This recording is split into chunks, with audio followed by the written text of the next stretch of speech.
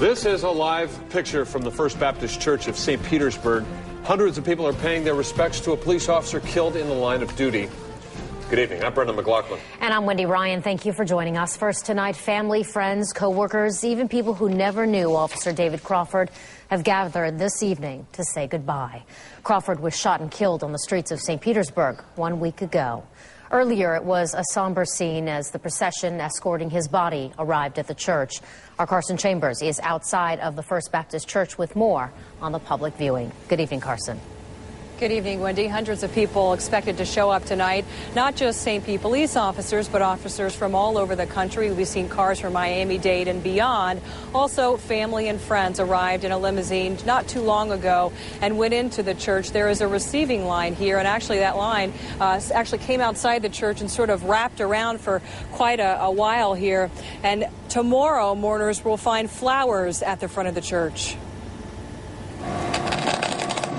The flower arrangement on an easel inside a small Treasure Island flower shop is the most difficult Sharen MacPherson will create all day. She chooses each yellow rose with care and twists them in wire with compassion. Yellow roses stand for friendship. So it's, a good flower to use on here. The shield will honor fallen police officer David Crawford at First Baptist Church of St. Petersburg tomorrow. A badge requested by St. Petersburg Police Squad number 22, officers who worked with Mr. Midnight. It's hard to make it look exact, MacPherson has a good eye, but she also has a good model. She's building Crawford's shield to look just like her dad's. My dad retired a long time ago, and my brother too, but it's just, still makes you feel bad. Officer Russ Sutherland was a St. Pete police canine handler for 20 years, but he and George always came home safely. We worried. He every night, like when he'd work 4 to 12, and I could hear his keys at the door, like keys at the door at 12 or a little bit after when he got home. We were always like, then you could go sound asleep and realize, that he was home. While MacPherson added blooms to Crawford's shield, hundreds of police officers arrived in dress uniforms for the viewing.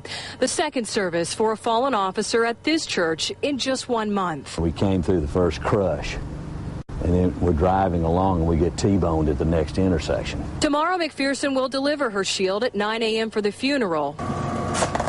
In arrangement, that's more than a job, a creation that comes from her heart. Yeah, I feel honored to be able to make it. And back live here tonight at First Baptist Church of St. Petersburg, you can see Officer Crawford's cruiser as well as a beautiful flower arrangement there on the hood and a nice picture of him as folks are coming in and out. They are pausing to look at his picture and remember him. The viewing tonight goes till 8 o'clock. Live in St. Petersburg, I'm Carson Chambers, ABC Action News. Thank you, Carson. And you can count on ABC Action News for live coverage of the memorial service for Officer David Crawford. It begins tomorrow at 11 a.m. And if you're going to be driving near First Baptist Church tomorrow, roads will be closed and traffic will be very heavy around the area. Here are a few of the major road closures. Gandy Boulevard from I-275 to MLK Jr. Street will be closed to traffic beginning at 8 a.m. Martin Luther King Jr. Boulevard will be closed from Gandy to First Avenue North from 2 to 4 p.m.